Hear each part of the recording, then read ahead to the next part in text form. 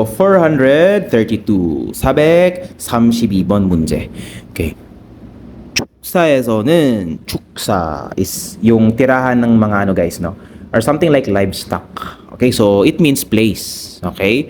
So in the livestock or something like yung mga tirahan ng ano, ng cow, ng pig, ganun, no? Chicken, ganun, 축사. Okay? 가축들의, okay, 가축. Okay, 가축 means yung livestock itself, yung ano guys, yung mga cow, pig, ganun, no? It refers to animals. Ito, tirahan. Okay, lugar. Tirahan ng mga animals. Okay? Then, 뜰에, 뜰, mga, apostrophe S, 배설물. Okay, 배설물 means yung waste. Okay, 깨끗이, cleanly. blank합니다. Okay, so what do you have to do with the waste? Okay, to cleanly then 야합니다 guys. If you observe sa mga choices 1번부터 4번까지 meron silang ya sa dulo. Kasi kasama po yan ng 합니다. Ayan. So it just means have to or need to. So need mo daw i-saw. Yung verb nito from the 쓰다. Ito naman 치우다. Okay, 치우다. Then ito is 뿌리다. Okay, 뿌리다. And ito is 눕다.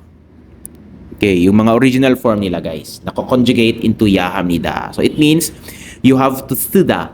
쓰다 다양한 여러 가지 의미를 가지고 있습니다. So marami siyang meaning guys. Pero yung meaning niya po dito is to use or hindi natin masasabi guys. No, depende po kasi yan. Okay? So, it depends on the noun or in the context. Okay? So, balikan po natin guys. 배설물 깨끗이. Okay. Cleanly blank. So, ano yung gagawin mo sa ano guys? Sa waste nga. Gagamitin. Cleanly. Parang hindi tama guys. No? So, therefore, we can say number 1 is not correct. 2번. 치워야. 치워야 합니다. Okay. 치우다. 치우다 guys is to clean up or liligpitin, no? That's the thought of this 치우다. Liligpitin mo daw, you need to ligpit, no? You need to clean up cleanly the waste of the animals. So we can just say that kachuk is animals, no? Na kinakain, na inaalagaan at saka kinakain. Okay, yan po yun guys. Saan? Sa tirahan or sa lugar nila. Okay. So, it is correct guys. Number 2, no? Number 2, we can say, number 2 yung magiging tama. Okay. 3번, 뿌리다. To spray. No? To spray. So, 물을 뿌리다. To spray a water. 3번도 상관없습니다. 관계가 없습니다. So, mali. No? Hindi siya related. 4번, 눕다. To place. Okay, so, ilagay. So, you have to put cleanly the waste. So, put, no, ilagay, or something like hayaan.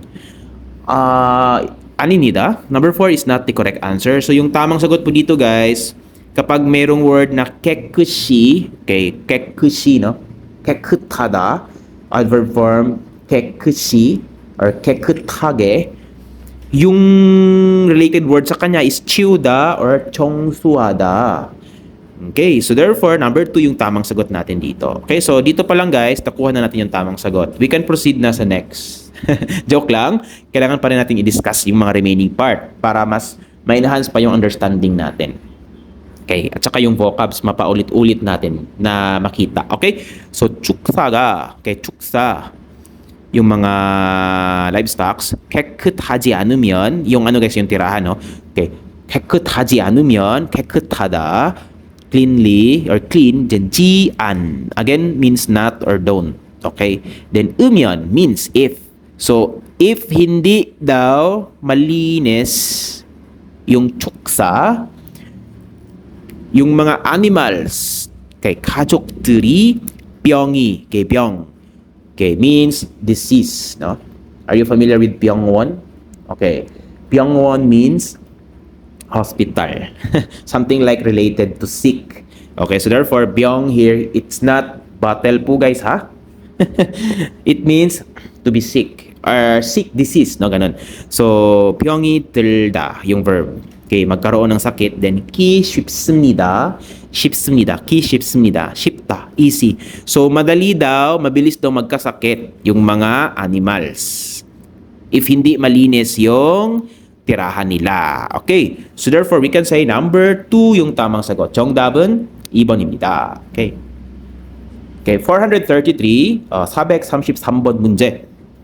Okay, 젖은 손으로. Okay, 젖은. Okay, 젖은. Okay, 젖은 손으로. Okay, so 젖다 guys. 젖다 means mabasa. Okay, so meaning nabasa na.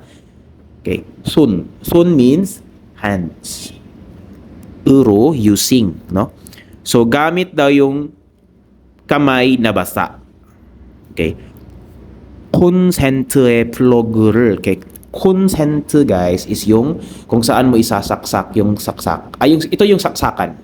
Okay. Yung plug. Okay? 플러그를 blank. Okay. 감전되다. Okay. 감전될 수 있습니다. So, 일 수 있습니다 means can. So, pwede ka daw makam전되다. 감전되다, makuryente. Okay? To be or to get electric shock. Okay? So, pwede ka daw makuryente. Umyon, myon. If you observe sa mga verb, meron po tayong umyon or myon. It just means kung, no? If sa English. So, 켜다 yung verb to number 1. If you turn on the plug. To turn on the plug. A닙니다. No? Hindi po guys. What can you turn on? Okay. So, 텔레비전을 켜. Okay. 켜세요 or 불을 켜세요. Turn on the TV or turn on the light. Okay. So, hindi po pwede yung number 1. 씻다. So, 씻다 means to wash. Okay, huhugasan yung plug sa igot to a닙니다. 씻다, huhugasan mo yung plug. Okay? Next, 꽂다. Okay, 꽂으면. Okay. If you 꽂다, to pin, no? Other meaning niya is to pin. And yung 꽂다 is to saksak. Isaksak sa saksakan. Okay? So, isaksak yung plug or you just plug the plug sa saksakan. Ito yung tamang sagot natin dito, guys. Okay? So, isaksak, no? Tapos yung bubunutin, that is pupta. Okay? Ayan.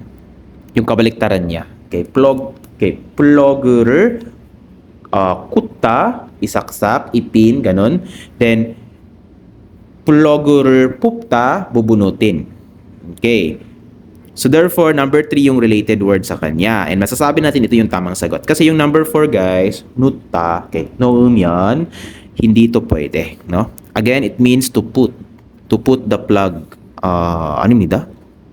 Number 3 yung tamang sagot. Okay? So, bakit daw? Okay. Continue natin. 젖은 손으로, okay, using hand na basa, okay, 젖은 손으로 전기 기구를, okay, 전기 electric 기구, yung tools, no? 도구, 기구, tools. 만지지 마십시오.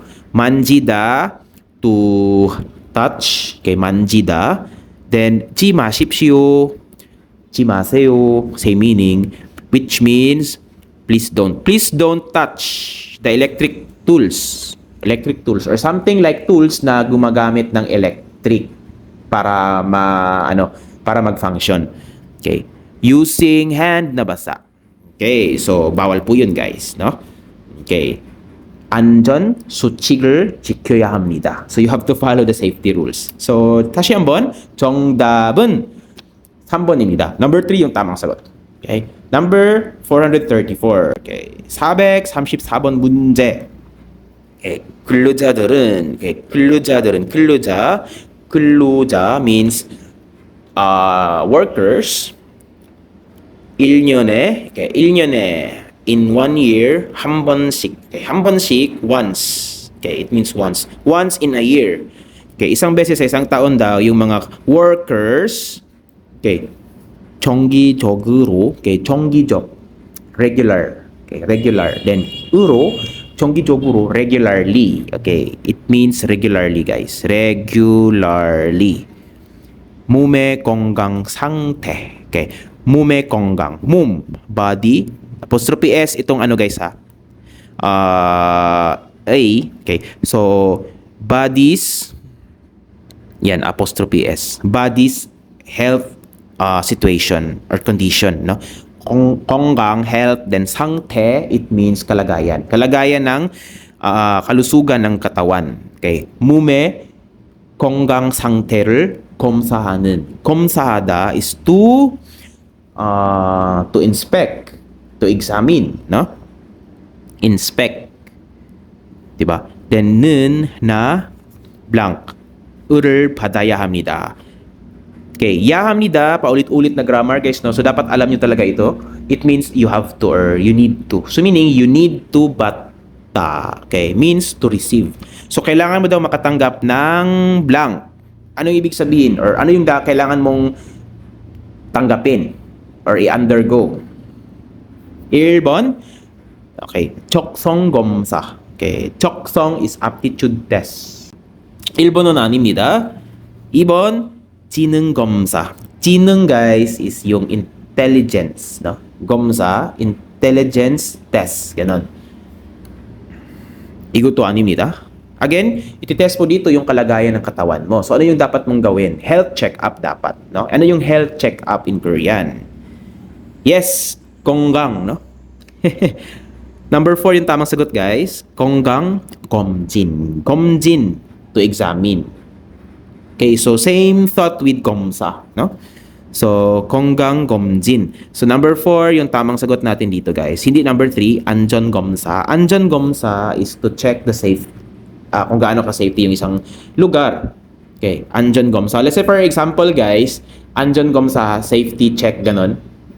Or, sa isang, halimbawa, sa factory, halimbawa, merong bagong machine na in-install sa company ninyo. So, bago yan i-ooperate, so meaning may pupunta muna from the government na naka-in-charge to check kung safety bang gamitin talaga yung machine. No? Kung ano yung dapat iayos or iset, paano siya i-set up na maging safety sa mga workers. So, merong ganong kalakaran doon sa Korea. And even sa atin, guys, no? Chine-check muna yung isang bagay bago siya gamitin, kung safety ba or hindi. Yan po yung 안전 검사. Okay? So dito guys, since 몸의 건강, no? 상태. So therefore 건강 검진. Yung kailangan i-undergo. So therefore guys, number 4 po yung tamang sagot natin dito. 다시 한번 정답은 4번입니다.